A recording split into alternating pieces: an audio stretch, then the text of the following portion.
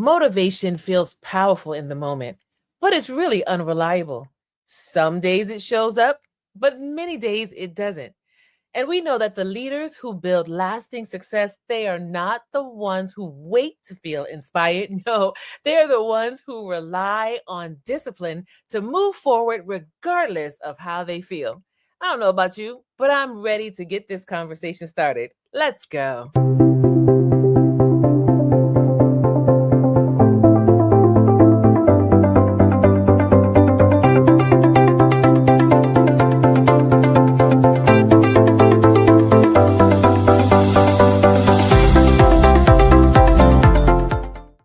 Welcome back to Transformation Station Leadership Podcast, the podcast where we explore the mindsets, the habits, and the inner strength that help leaders like you and me to grow, adapt, and lead with purpose. I'm your host, Adrienne Benton, and today we're talking about something that every leader wrestles with at some point. We're talking about the tension between motivation and discipline. You and I know that motivation can spark action, but discipline helps us to sustain our progress. And I can't wait for you to meet our guest today. Our guest is Stanley. He's a leader and a thinker who understands deeply why discipline, not motivation, is the true engine behind lasting success. Stanley is an attorney, a CPA, a life coach, and a multi-book author focused on two big missions. He's focused on helping leaders like you and I to reach our maximum potential and to helping those who need it to lose weight permanently through healthy, sustainable lifestyle change without drugs or surgeries. Sign me up. Stanley created the Way of Excellence, a structured personal development system that is centered on living excellence as a way of life. And he's written several books on it, and we'll hear about it tonight, including the Way of Excellence Journal, The Way of You, The Way of Us, and The Way of AI. It is my honor and privilege to welcome today, Stanley. Welcome to Transformation Station. We're happy to have you with us today. Thank you for having me. It's a pleasure to be here. Absolutely. All right. Well, Stanley, listen, as I was preparing for this, I was thinking to myself that your perspective reminds us that motivation can be emotional, right? It comes and it goes. But discipline, on the other hand, is a commitment. I want to start off by asking you this question. Many leaders rely on motivation to get them started.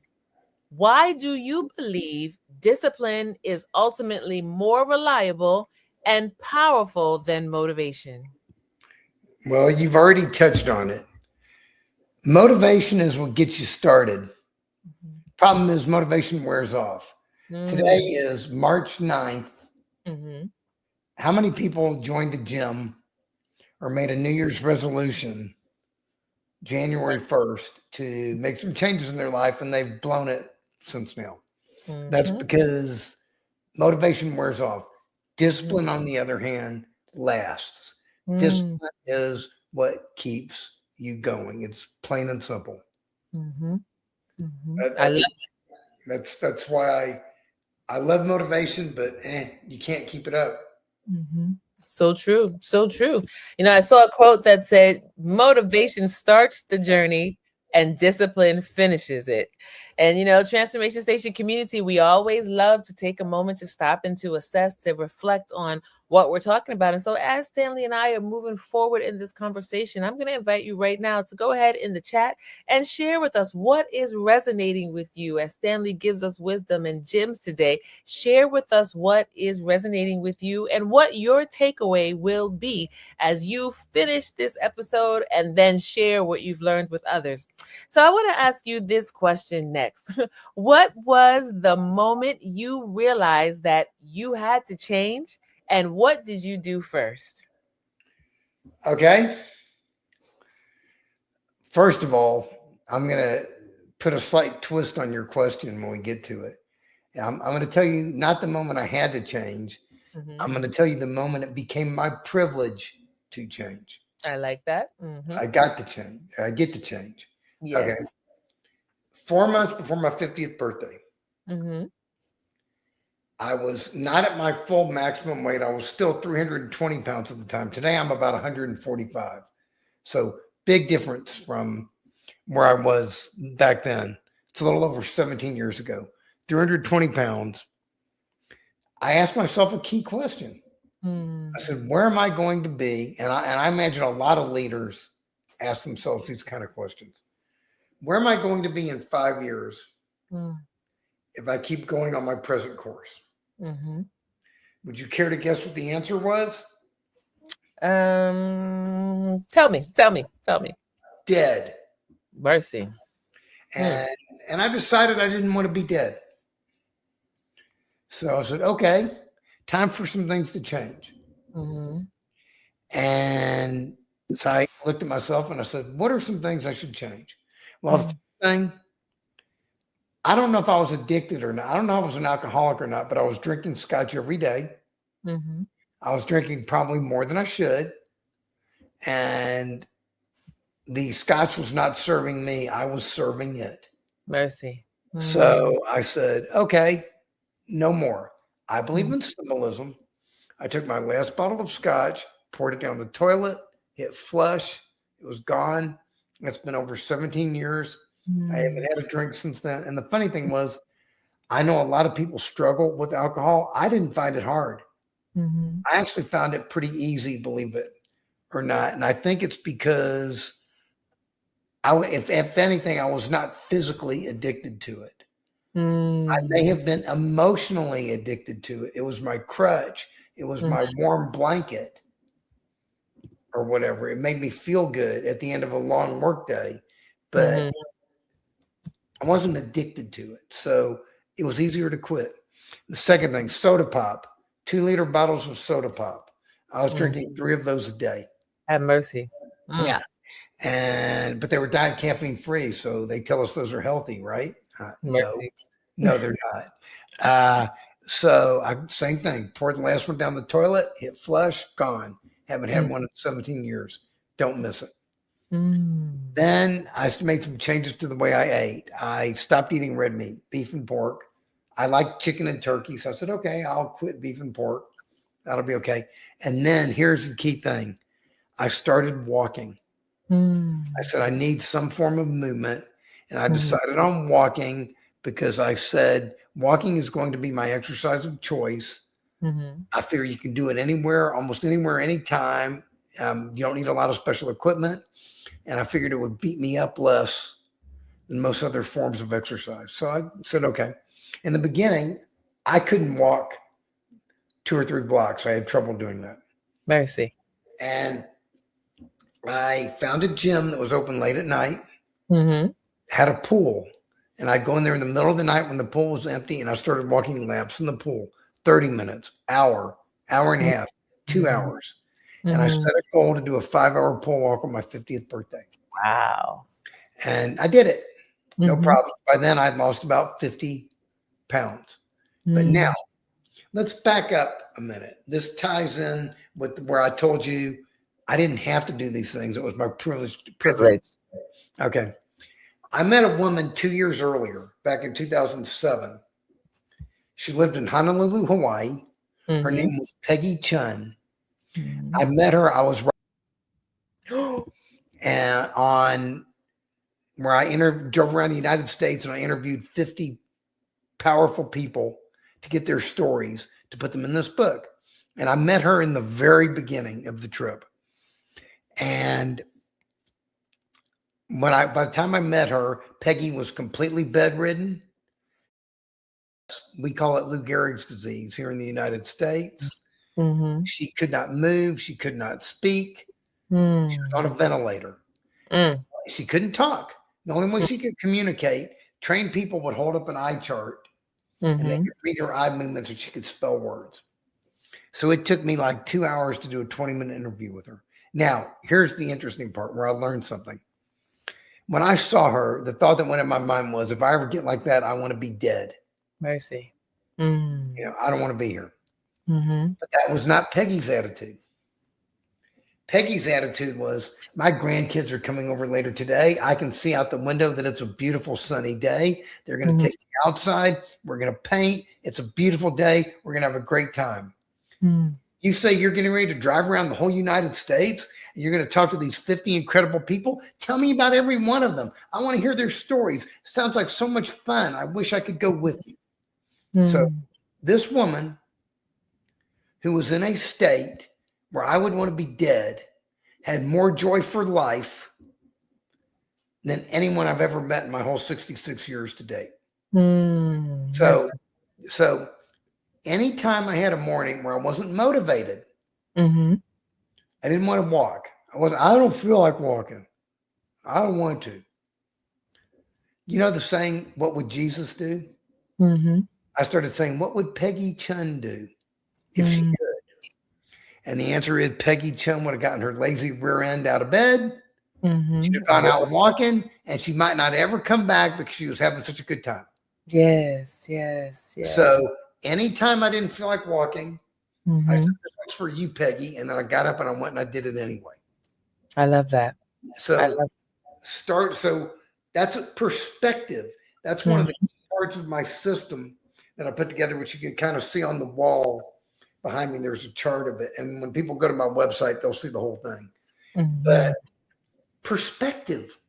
Yes. We sit here and we complain, like for example, we complain when our internet's slow.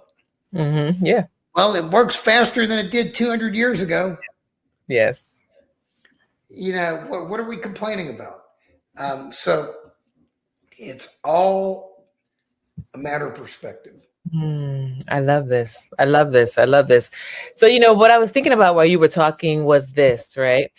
When we talk about shifting, right? We take ownership of what's happening, and we let ownership replace excuses. And you showed that, right? When you talked about her motivation, here she is, bedridden in this situation, but yet she's still finding hope. She's still finding joy. She's still intentional about living. So replace the excuses, leaders, right? So what lasting change begins when individuals stop blaming external conditions and take ownership for our decisions. Please, may I elaborate on that? Yeah, please. Okay. What got me started on my life of obesity was my mother died when I was 8. And it messed with my head, and I emotionally shut down, and I was living with my massively obese father who had no clue how to eat properly. All he knew was to work hard and provide for his family and stay out of trouble. That's all he knew. So once I got started, I realized it was not my mother's fault that she died when I was 8 years old. It was not my father's fault that he didn't know any better about how she eat. And it was not my fault either. You know why? Why? Because blame is irrelevant.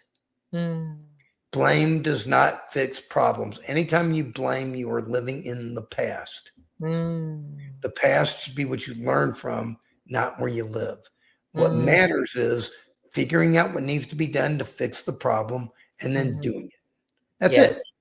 Yes. So you say no excuses, just blame's a waste of time.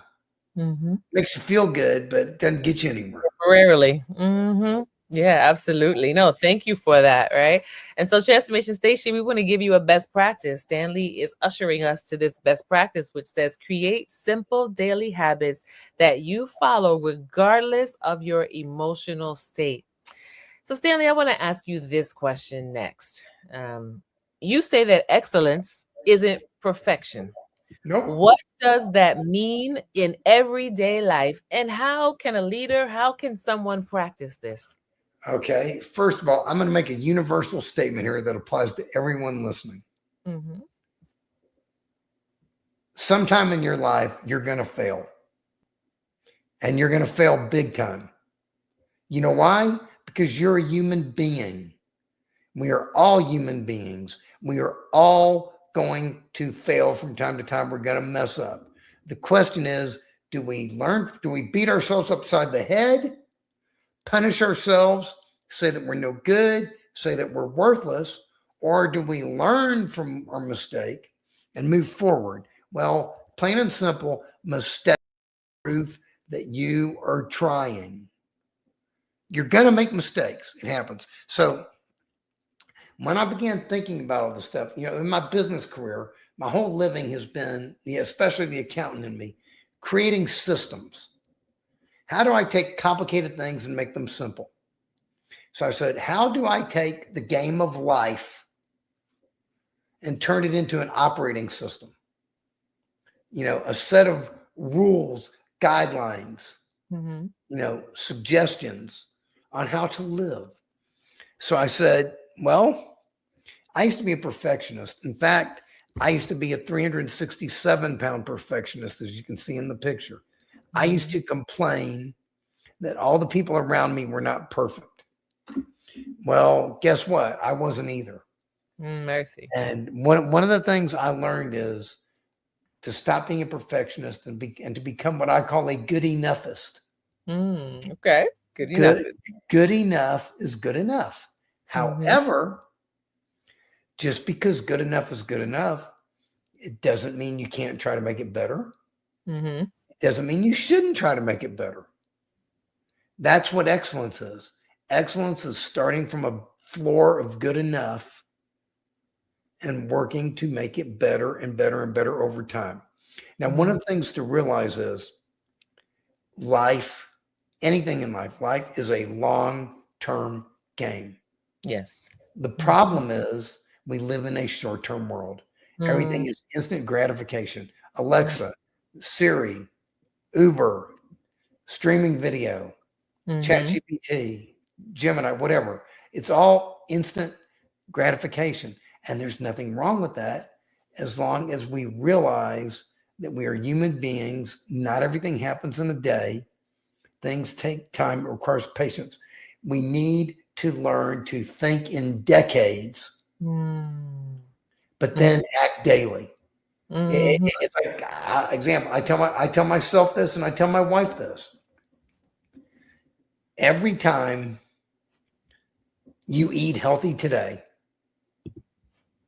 every time you exercise today, whether you want to or not, 20 years from now, you're going to be very glad you did that, especially if you keep doing it.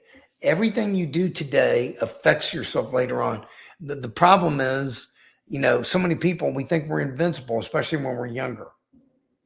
And what I have found is that it is the small daily habits that you instill and repeat over and over and over and over. That's where the power comes. See, I have this saying called beat yesterday. Your goal is to be better today than you were yesterday. But now think about this. You go, well, I messed up today.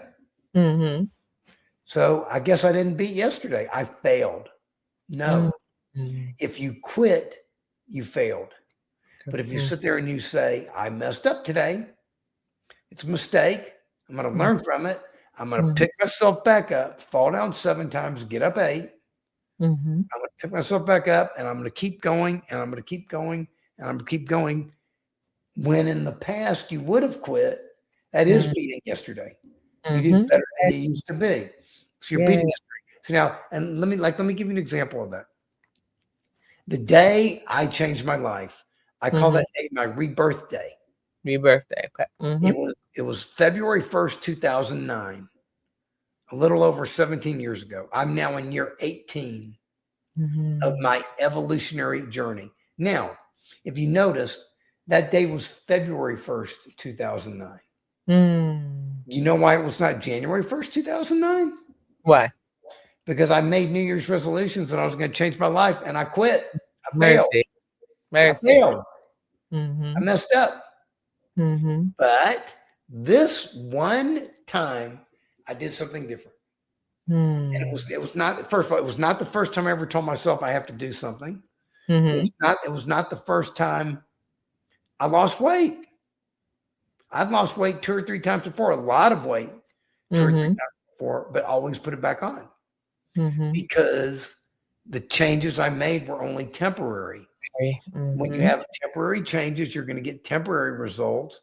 When you have permanent changes, you're going to get permanent results. So this one time, what was different was not only did I tell myself I needed to do something, I took permanent action on it to correct the problem. Permanent, not temporary, permanent. I became willing to permanently change. See, I used to say, what are the three most important words in the English language? I used to say they were, I love you. Well, I don't think so anymore. I think the three most important words in the English language are you willing?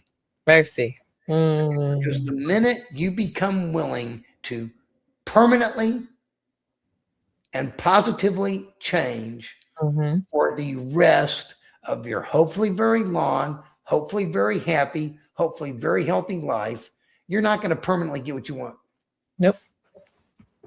Permanent. And the other thing, and it's just get started, keep going. Yes. Permanent. That's what permanent is. Keep going. But you're going to fail. You are. You're human. See, but if you keep going, you're going to see, and you're going to succeed. Yeah, I love this, right? And we're talking to leaders. So, leaders, as you're listening to the conversation that we're having here with Stanley, I want to invite you to personalize this, right? Take it from general to be very specific one, as you look at your own life. Where are the areas in your own life right now where you're wrestling, you're struggling with quitting, with giving up, or maybe you've already given up, but it's time for a restart. And this conversation that we're having with Stanley is transformational because it's nudging us to get out of that place where we have yielded to quitting, or we've said, you know what, it's just not worth it. I'm fatigued. I can't do it anymore. And it's nudging us to move. And I love the fact that Stanley is talking to us and reminding us, like, don't quit. Don't quit. Now, Stanley, you talk about 4 barriers to lasting change. We're talking, you've used that word permanent several times, right? 4 barriers: willingness, belief, discipline, commitment. Can you break these down for us with examples? Okay, well, we've already talked about willingness. We just talked about it a moment ago. Becoming willing to permanently change. Okay, let's talk about belief. My experience of going from this to this, 367 pounds with a 58-inch waist to 145 pounds with a 31-inch waist. These two people here are the same. They have the same DNA, but they are not the same person. Totally different identity. The experience of doing that and going from a person who could only walk 2 or 3 blocks to a person who has literally become a walking machine. I walk a half marathon or more every day. Every day. It's my daily routine. Now, doing that taught me I am more powerful than I ever imagined. Way more powerful. That's one of the reasons I do what I do. Because I can. I'm in year 18 of looking for my limits and I haven't found them yet. I love that. So that has taught me that I'm more powerful than I ever imagined. But this is what applies to you, the listener. If I'm more powerful than I ever imagined, so are you. Yes. I am no more special than you are. You are no more special than I am. The truth is, we are all special. Yes. Each and every one of us. You are more powerful than you ever imagined. Yes. Way more powerful. Yes. And you know what happens when you start to believe that? Tell us. You start to ask yourself questions. And the question I asked myself was, if I'm capable of doing all these things, what else is out there waiting for me to do that I haven't done yet that I should be doing? And the answer I came up with was turning this into a system that other people can use, not just for weight loss, but can use for anything. A human operating system on how to be an excellent human being. How can I turn it into a system so that I can teach others and that others can learn and others can benefit? So that's what I did. And that's what I'm continuing to do. I love it. And that's what for lack of a better word, that's what my mission is. That's what it's become. And Yes. and I'm fortunately at a phase in my life. I've had a very good career, very successful. I could retire right now. But why? I'm just getting started. I got stuff to do. I love it. I love it. I love it. And, leaders, as we are listening and watching, all of us should be feeling that nudge and that buzz on the inside as Stanley is sharing with us, not just the formula, but he's also giving us the actual practical application of how we can live this out every single day. Yep. Go ahead. You want to talk? Let's talk about discipline and commitment. I'll make them really quick because I know we're getting toward the end. Okay. Discipline. Discipline is not punishment. Discipline is self-discipline. It is taking the time to identify all of your negative habits and eliminating them. Me, drinking scotch every day, gone. Drinking soda pop every day, gone. Eating crappy food every day, gone. Going to Chinese buffets every day, gone. Sitting on my rear end every day, gone. And then intentionally, consciously creating new positive habits to replace them. Walking every day, yes. Eating only healthy food every day, yes. Spending time with myself, meditating every day, yes. Things like that, intentional. And if anybody wants to read a great book on habits, Atomic Habits by James Clear. Yes. You probably read that. Yeah, fantastic book. It'll tell you everything you want to know about habits, but we're afraid to ask. And then last, commitment. When you become 100% committed to something, it becomes easier. And the reason why it becomes easier is you stop asking questions. For example, the week before Christmas, a Laura I worked with had cookies and cupcakes delivered to my house. They obviously didn't know my eating habits. I don't eat those kind of things anymore. So I took them. I said, thank you. And I didn't ask myself, could I eat these? Because the reality is I could eat a cupcake. It wouldn't kill me. I could drink a shot of scotch right now and it wouldn't kill me. I could drink a can of soda pop right now and it wouldn't kill me. I could eat a cupcake right now. It wouldn't kill me. But the reality is I have no business hanging out with any of those things. Those are my past. Those are things that move beyond, I've already had my lifetime share of those things. And I've had your lifetime share, and I've had 20 other people's lifetime share. I don't need them anymore. And the funny thing is, just by thinking about them, I can taste them right now. Mercy. I tell people who want to quit smoking cigarettes, you can look at that cigarette without lighting it. You can imagine what it tastes like. You can imagine what it's going to make you feel like, and then put it back in the pack. Mercy. You can pour yourself a glass of scotch or whatever your alcohol is, or have a can of beer, whatever. You can sit there, you can look at it, you can imagine what it tastes like, because Lord knows you've had plenty of it before. And you know what it is, you know how it makes you feel, and then you can pour it down the sink and not drink it. You don't have to. So that's what discipline is. It's like when I am 100% committed to walking every day. No ifs, ands, or buts. I do it every day. Don't feel like it's too bad. It's who I am.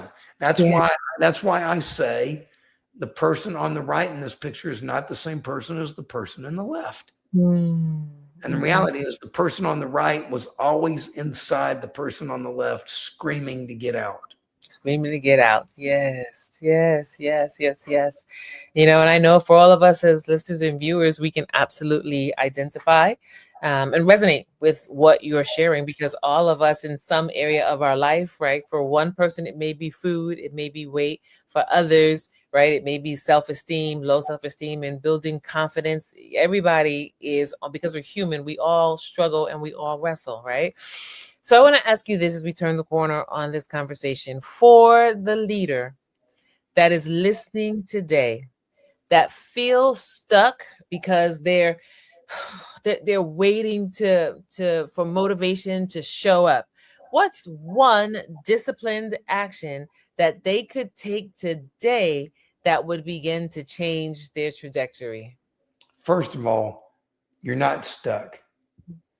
And if you're stuck, tell yourself you were stuck in the past.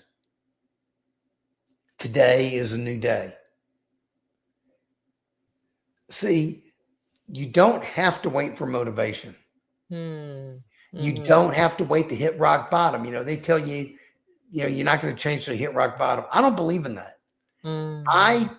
I changed before I hit rock bottom. I was on my way to rock bottom. It was definitely coming, but I hadn't had a heart attack yet. I hadn't had a stroke yet. My knees hadn't given out yet. All those things were coming. You don't have to wait. All you have to do is make up your mind. Become willing right now. And that's what I do with people. I work with people. I help them do that. And if you have groups and you want to do that, I can do group webinars as well. Zoom is a wonderful thing. I don't care where you're at in the world. We can do a group webinar. Tell your people in the company, get them fired up. Become willing now. Right? Now. There's what is it? What is it? Eckhart Tolle, he wrote the book, I think, The Power of Now. Called or whatever. It's true. Now. Right now. Don't delay. Don't wait. It is your privilege to do it right now. When you're dead, it will no longer be your privilege. Stanley, I am going to take that phrase from this conversation. One of my takeaways, I'm going to use this actually tomorrow, one with myself and with my staff. It is our privilege. It is our privilege to change. It is our privilege to be excellent. It is our privilege to create daily habits that allow us. Peggy Chun taught me that and didn't even realize she was doing it at the time. I love it. We're definitely going to use it. So listen, Transformation Station, what an amazing conversation that we've had with Stanley today. Again, I want to invite you, go ahead and fill up that chat right now. Comments, if you're listening, send us a DM. Let us know what has resonated with you. And as always, I'm going to invite you to share with others. Now, Stanley, I know that there are others that are listening and watching that want to They want to find out more, right? About the book, about what you offer, about the resources you have. What's the best way for us to be able to keep in touch with you? Okay, the website that you just put on the screen, thewayofexcellence.com. Go there. First thing, the main page it takes you to, it gives you a brief explanation of the entire system. It's called The Way of Excellence. This is what the system looks like. This chart's on the website. You'll be able to see it. And it's made up of 20 parts. Each part, if you scroll down, each part is listed there in a specific order for a specific reason because they build on each other. Okay. Start with number one. Right underneath it says, click here to watch a video on this. Each video is 8 to 12 minutes. Watch one a day. 8 to 12 minutes. In less than a month, you'll learn the whole system.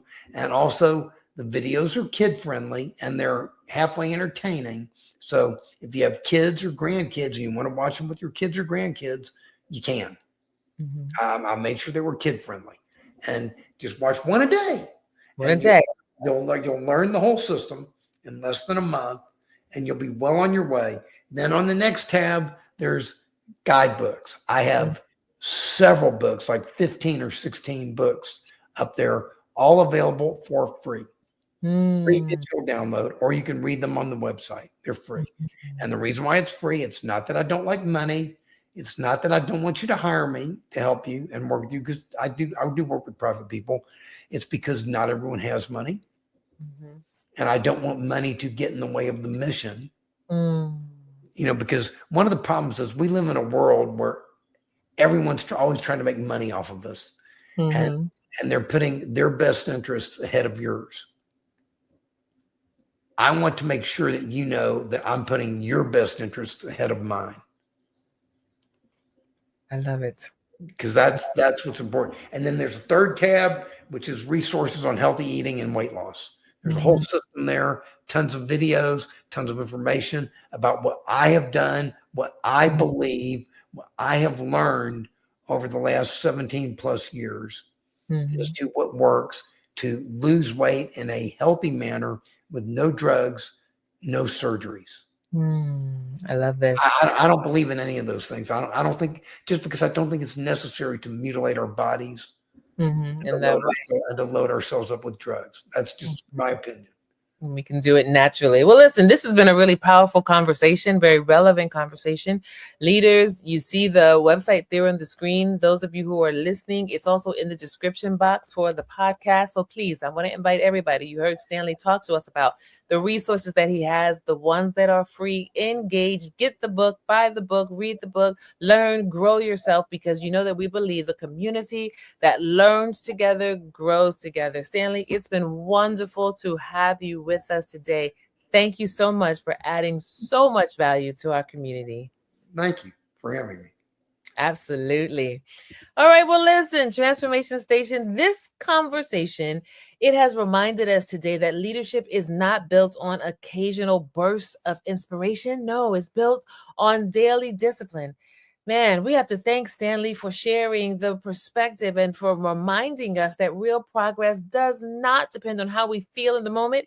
It depends on the commitments we choose to keep. And to everybody that's listening and watching, I want you to remember this. Motivation may start the journey, but discipline is what ensures that you will finish it. And if this episode resonates with you, be sure to subscribe to Transformation Station Leadership Podcast and share this episode. This one right here, this is golden.